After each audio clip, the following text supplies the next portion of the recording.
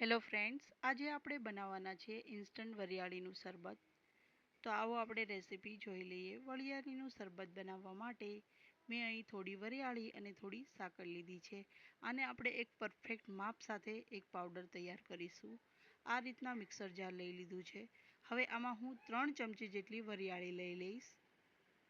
આ રીતના કોઈ પણ ચમચીનું માપ સેટ કરી અને વરિયાળી લઈ લેવી.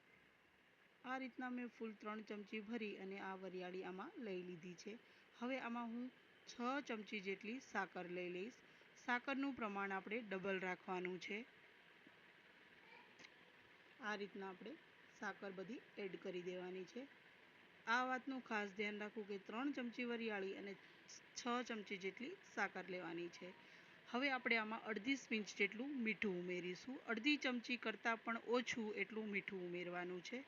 હવે આપણે આને એક પાવડરના ફોર્મમાં ક્રશ કરી લેવાનું છે.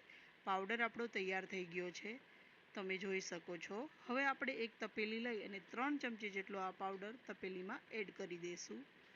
1 ચમચી પાવડરની સામે 1 ગ્લાસ શરબતનું તૈયાર થાય છે. એટલે મેં 3 ચમચી પાવડર લીધો છે અને અડધા લીટર જેવું પાણી એડ કર્યું છે.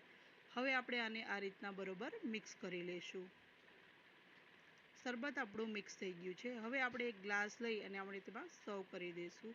સર્વ કરવા પહેલાં આપણે ચા ગાળવાની ગળણી આવે છે કે તમને જો કોઈ પણ ગળણી અનુકૂળ લાગે એનાથી એકવાર આ શરબતને આપણે ગાળી લેવાનું છે, જેથી વરિયાળીના કોઈ પણ મોટા ભાગના ટુકડા હોય એ આ રીતના દૂર થઈ જાય.